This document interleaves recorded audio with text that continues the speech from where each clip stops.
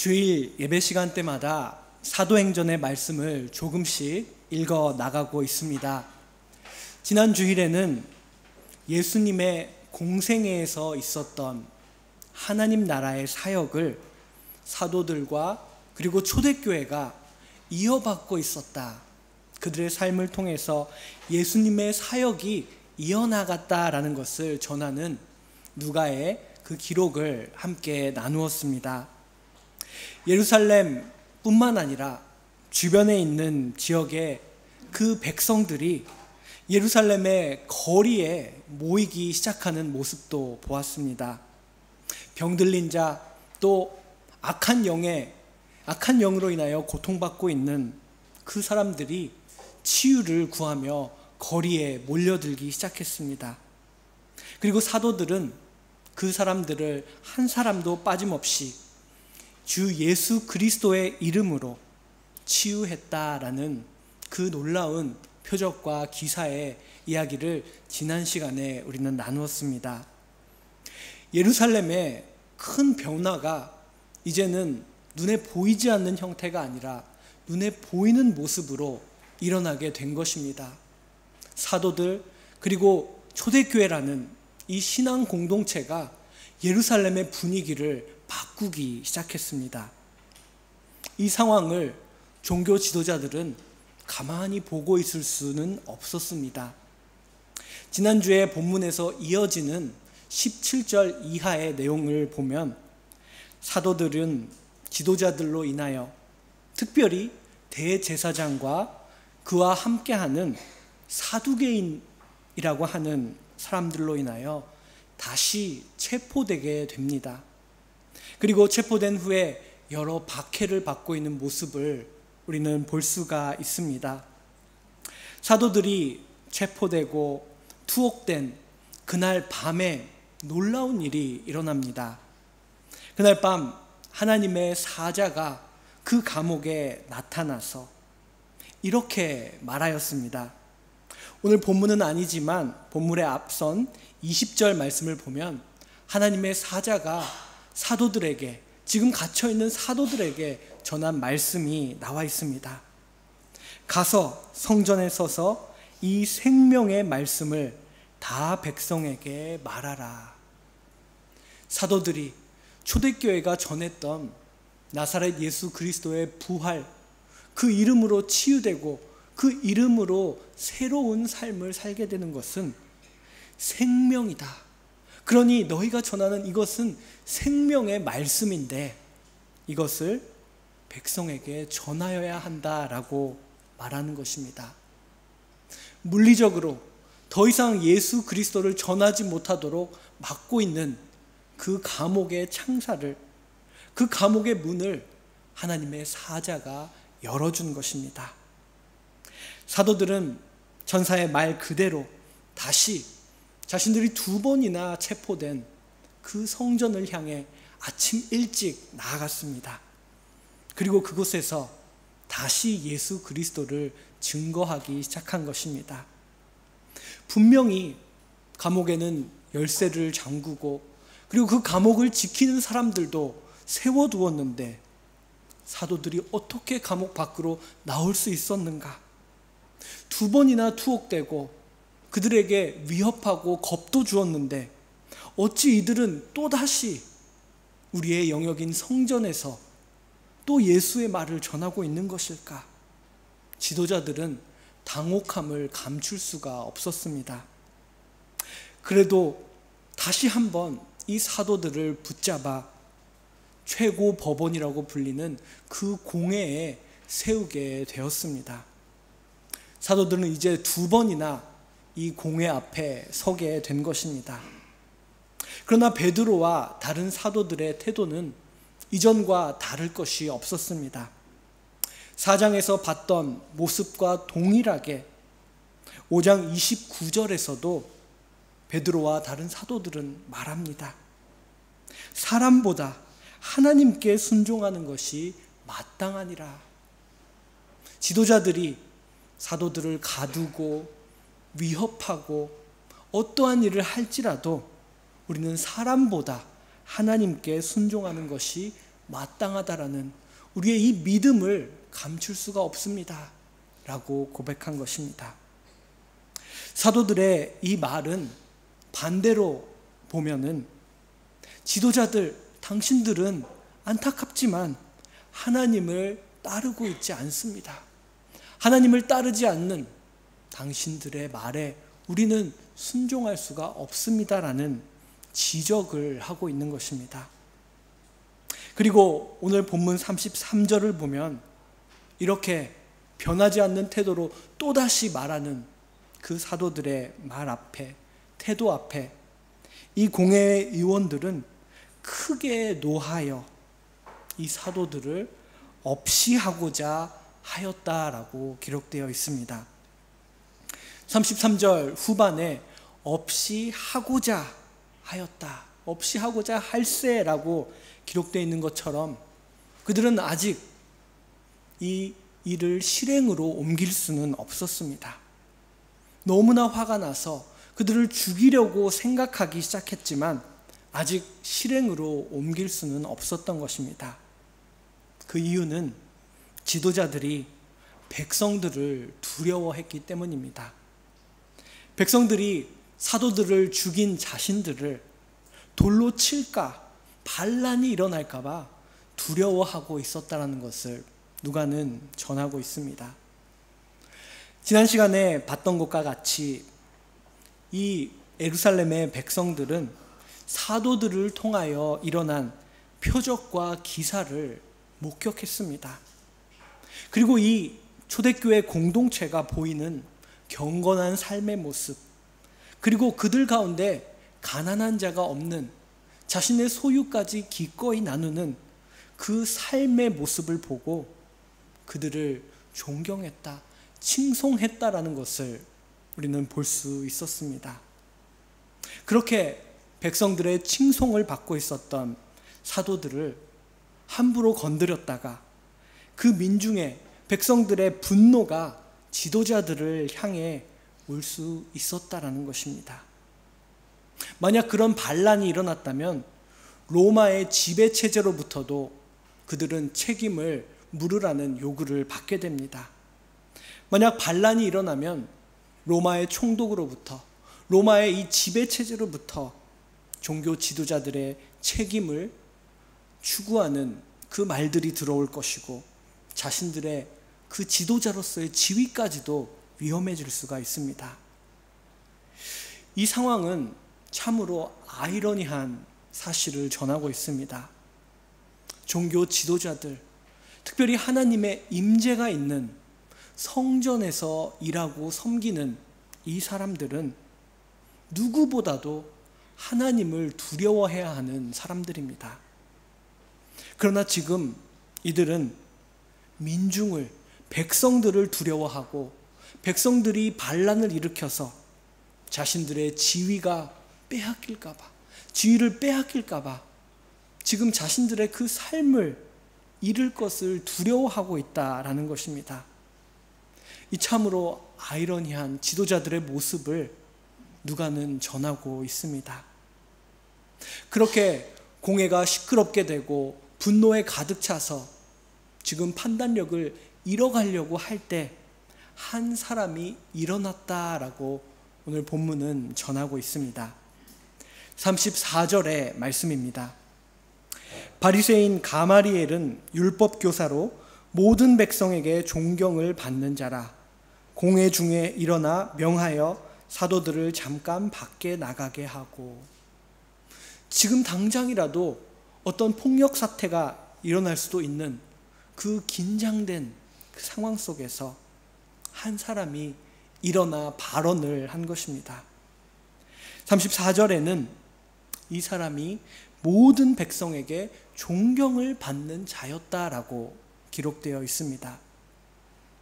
누가가 이 표현을 여기에 넣었다는 것은 그가 다른 지도자들과는 달리 특별한 사람이었다는 것을 전하고 있습니다. 이 시대에 많은 율법의 전문가, 율법의 교사, 랍비라고 불리는 사람들이 있었습니다. 그런데 모든 백성에게 존경을 받는 율법의 교사는 극히 드물었다라는 것입니다. 복음서를 읽으면서 알 수 있는 것과 같이 또 이 사도행전을 통해서도 볼 수 있는 것은 이 당시에 예루살렘의 종교 지도자들이 이 유대 땅의 백성들의 아픔과 그들의 고난을 이해하고 그리고 그것을 나누려고 하는 사람들이 아니었다라는 것입니다. 종교 지도자들, 그런 삶을 살고 있었던, 자신의 지위와 자신의 삶의 안정을 쫓았던 그런 사람들이 있는 반면에 모두가 다 그랬던 것은 아니었다라는 것을 우리는 34절을 통해서 알 수 있습니다. 모든 백성으로부터 존경을 받고 있었던 그 율법의 교사는 바로 바리새인 가마리엘이라는 사람이었습니다. 유대인의 공회는 대제사장을 의장으로 삼고 71명의 의원으로 구성된 그 조직이었습니다. 그 의원 중에는 제사장의 가계인 사두개파 사람들이 있었고 그리고 가마리엘과 같은 바리새인들이 있었습니다. 저자인 누가는 5장 17절에서 특별히 이 공회원들 중에서도 사두개인들이 사도들을 죽이려고 했다.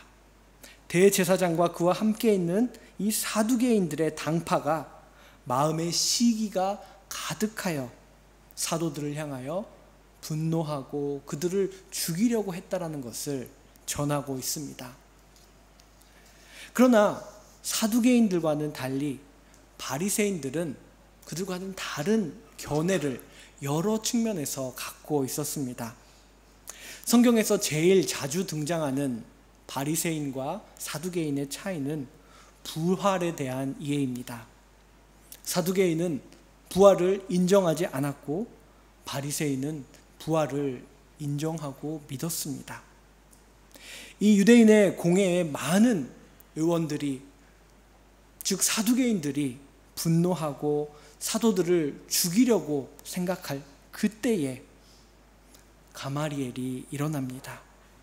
그리고 지금 그 분노의 대상이 되고 있는 그 사도들을 이 자리에서 잠깐 나가도록 인도하고 있습니다. 이 34절에 기록된 세세한 묘사를 통해서도 가마리엘이 차분하게 생각하고 객관적으로 이를 볼 수 있는 그런 성품을 갖고 있었다는 것을 전하고 있습니다. 이 가마리엘은 성경뿐만 아니라 이 시대의 유대교의 문서에 자주 등장하는 사람입니다. 역사상 가장 위대한 랍비 중에 한 사람이라고도 불립니다. 그의 헌신과 경건한 모범으로 그는 율법 지식에도 탁월했고 그리고 이 가마리엘 문화에 들어와서 율법을 배우려고 하는 그런 문화생들도 많이 있었습니다. 그 중에 한 사람이 다소 출신의 사울이라는 사람입니다. 그리고 그 사울이 나중에 바울이 되게 됩니다. 이 당시에는 모세의 율법, 이 토라를 해석하는 관점에서 크게 두 가지 학파가 있었습니다. 첫 번째 학파는 그 창시자인 샴마이의 이름을 따서 샴마이 학파라고 합니다. 그리고 또 하나 학파는 창시자 힐렐의 이름을 따서 힐렐 학파라고 합니다. 이 두 학파는 율법의 해석에 있어서도 그리고 주장에 있어서도 여러 차이가 있었는데 샴마이 학파는 굉장히 강경한 입장을 갖고 있었습니다. 그들의 율법의 해석에 반대하거나 따르지 않으면 폭력까지도 사용해도 된다라는 그런 사상을 갖고 있었습니다. 그런데 힐렐은 달랐습니다. 힐렐은 하나님의 원하시는 것은 율법을 지키려고 하는 그 율법을 지키는, 이해하고 지키는 마음이다라는 것을 굉장히 중요하게 생각했습니다. 그러므로 그것 때문에 사람을 해치거나 사람에게 폭력을 쓸 필요는 없다라고 주장하는 학파였습니다. 가마리엘은 오늘 본문을 통해서도 알 수 있지만 힐렐의 가르침에 속해 있는 사람이었습니다. 그 모습이 본문 속에도 등장합니다. 가마리엘은 지금 격분해 있는 이 유대의 공회원들에게 침착하게 지금 이 상황을 다시 볼 것을 말하고 있습니다. 최근에 있었던 역사적인 그 일들을 기억하라고 말합니다. 그러면서 가마리엘은 본문에서 두 사람을 언급하고 있습니다.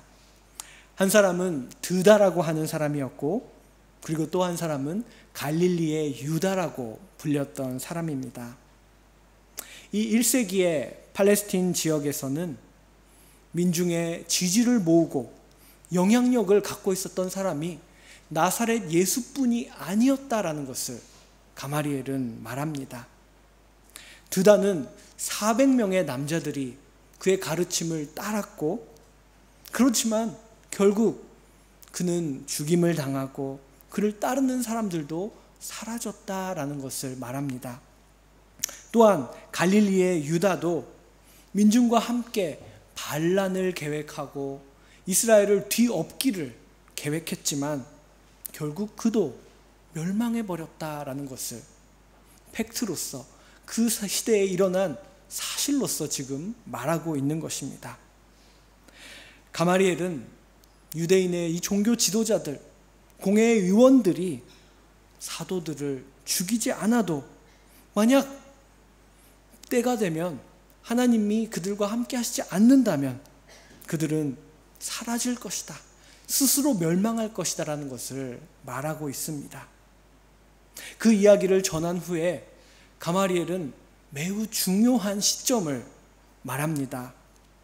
그 시점이 38절과 39절에 기록되어 있습니다.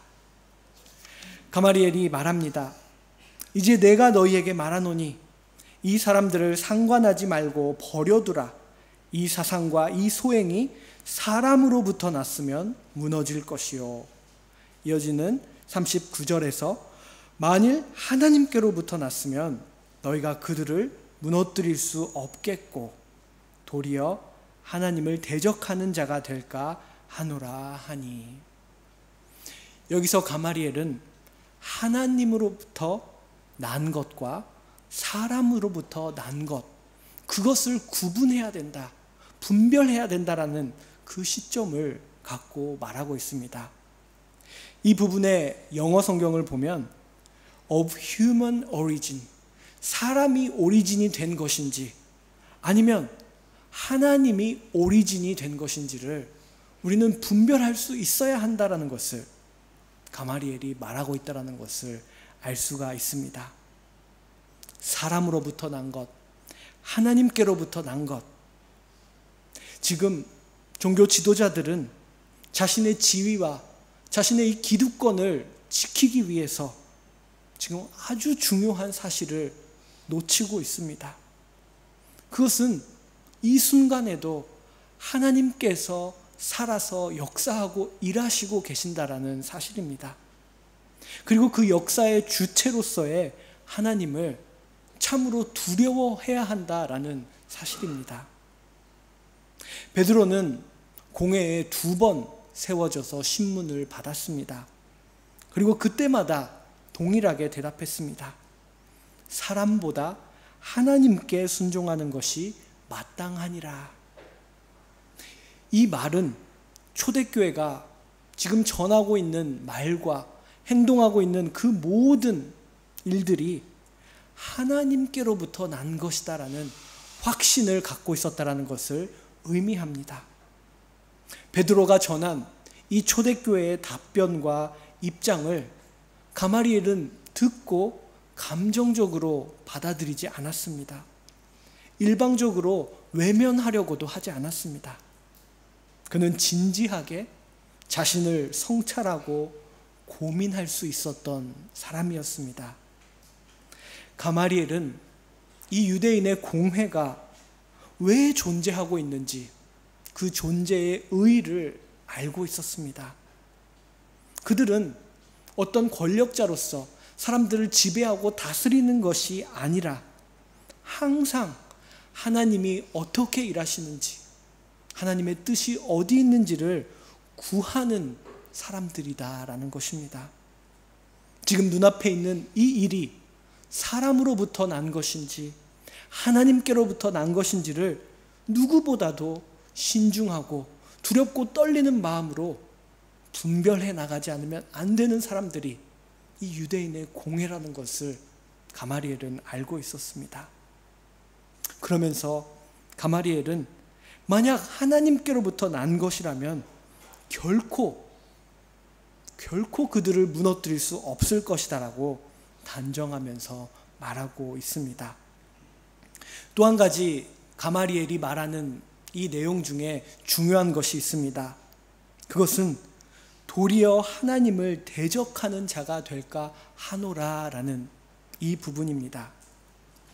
이것은 하나님의 뜻을 진지하게 구하는 사람만이 생각할 수 있는 것입니다.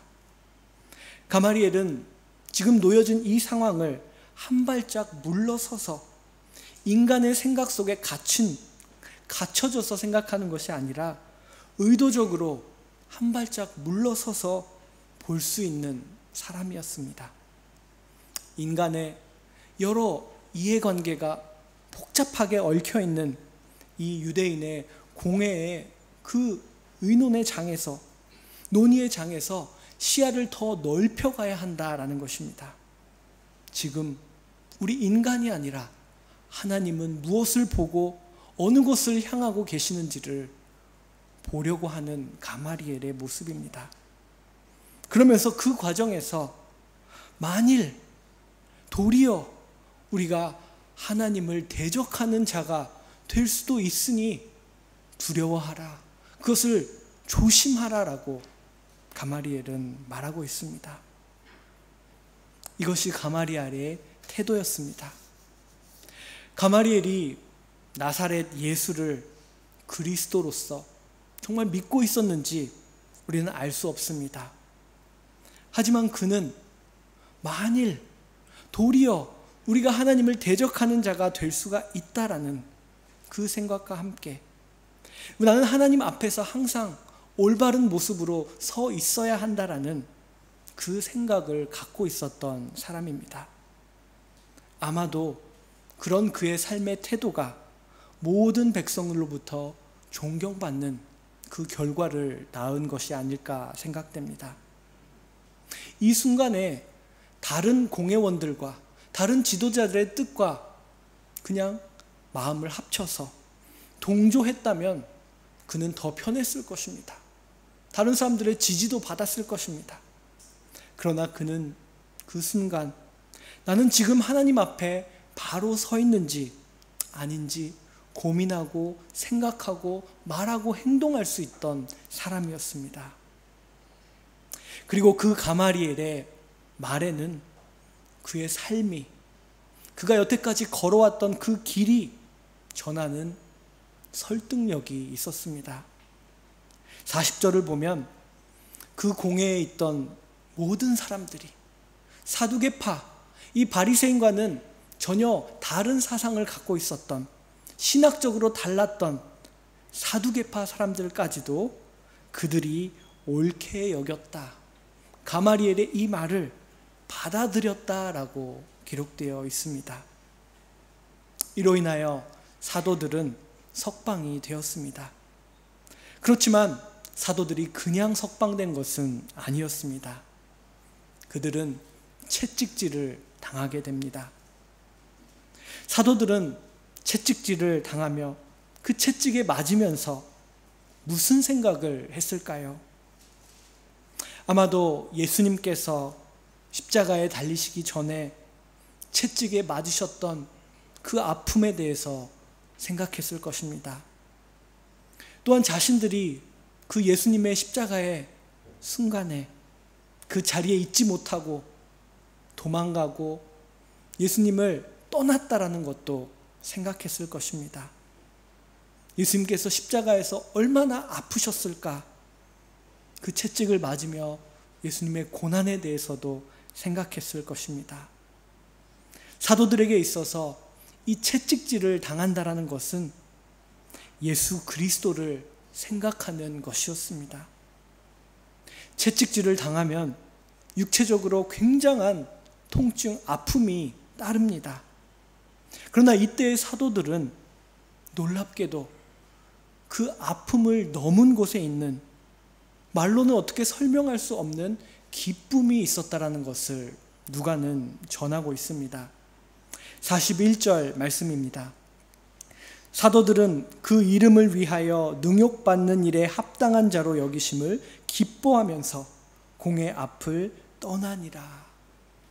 사도들은 지금 예수의 이름 때문에 채찍질을 받고 있다. 그들이 성전에서 예수의 이름을 전했다는 그 이유 때문에 채찍질을 받고 있는 그 사실에 감사하고 기뻐하고 있었다. 예수 이름 때문에 받는 고난을 기뻐하는 사람들이었다라는 것을 전하고 있습니다. 우리가 이 아침 읽고 있는 이 말씀은 지금도 살아서 역사하고 계시는 하나님의 말씀, 성경 말씀입니다. 우리들이 매일 기도하고 있는 그분은 천지를 창조하신 창조주이십니다. 우리는 그 하나님에 대한 두려움을 갖고 늘 하나님의 말씀인 성경을 읽고 또 기도하며 나아갑니다. 그때 살아있는 그 말씀이 우리의 마음에 다가오고 그 말씀은 우리들에게 끊임없이 질문하고 우리들에게 도전해 옵니다. 삶의 작은 선택의 순간에 혹은 삶의 큰 결단을 내려야 할 때 우리들은 하나님의 뜻에 합당한 결단을 내리기 위해 늘 고민하고 기도하며 말씀을 읽어 나가야 한다라는 것입니다. 성경의 말씀과 기도에는 우리를 하나님의 뜻으로 이끌어 나아가는 힘이 있습니다. 신약성경의 히브리서 4장 12절에는 이렇게 기록되어 있습니다. 하나님의 말씀은 살아있고 활력이 있어 좌우에 날선 어떤 검보다도 예리하여 혼과 영과 및 관절과 골수를 찔러 쪼개기까지 하며 또 마음의 생각과 뜻을 판단하나니. 좌우에 날선 이 살아있는 모든 것을 쪼개는 이 하나님의 말씀은 우리들의 삶에 있어서 이것이 사람으로부터 난 것인지 하나님으로부터 난 것인지를 분별하게 하는 능력의 말씀이다라는 것입니다. 그리고 우리는 끊임없이 하나님께 그 말씀으로 기도하면서 하나님의 뜻이 어디 있는지, 하나님으로부터 난 것이 어디 있는지를 찾아 나아가야 한다는 것입니다. 그 한 걸음 한 걸음을 쌓아갈 때 우리는 하나님의 백성으로 그리스도의 증인으로 살아갈 수 있는 것입니다. 예수 그리스도의 복음을 나타내는 삶, 그 삶이 우리의 삶이 되어야 합니다. 주의 사자는 옥에 갇혀있는 사도들에게 이 생명의 말씀을 다 백성에게 전하라라고 말했습니다. 우리는 생명의 말씀이신 예수 그리스도를 전하는 이 일이 하나님께로부터 난 것이다. 인간이 아니라 하나님께서 이 일을 우리들에게 맡겨주셨다라는 것을 믿고 있는 사람들입니다. 그 사람들을 그리스도인이라고 부르고 그 그리스도인들이 모여있는 공동체가 바로 교회, 에클레시아입니다. 그 길을 걸어 나아갈 때 이 세상이 보장하는 안전, 이 세상이 말하는 풍요로움은 없을 수도 있습니다. 제자들이, 사도들이 채찍질을 당한 것처럼 우리들도 때로는 고난 안에 고난을 겪을 수가 있습니다. 그러나 그때 우리는 사도들처럼 생각할 수 있어야 합니다. 우리가 지금 예수 그리스도의 그 길을 걷고 있구나. 예수 그리스도의 이름 때문에 이 고난을 받고 있구나. 이 삶에는 기쁨이 있지. 이것이 그리스도인의 교회로서의 삶이지. 그 사실을 깨닫는, 그리고 기쁨으로 그 길을 걸어가는 저와 여러분이 되기를 간절히 소망합니다. 기도하겠습니다. 살아계신 하나님, 하나님께서 살아계시고 하나님께서 주신 말씀 또한 살아있어서 우리를 오늘도 인도하고 하나님으로부터 난 것으로 우리를 이끌어가고 있음에 감사합니다. 우리들이 초대교회와 같이 하나님으로부터 난 것을 분별하고 그 일을 위하여 고난까지도 기쁨으로 받을 수 있는 그리스도인 교회가 될 수 있도록 인도하여 주시옵소서. 예수 그리스도의 이름으로 기도드립니다. 아멘. 찬송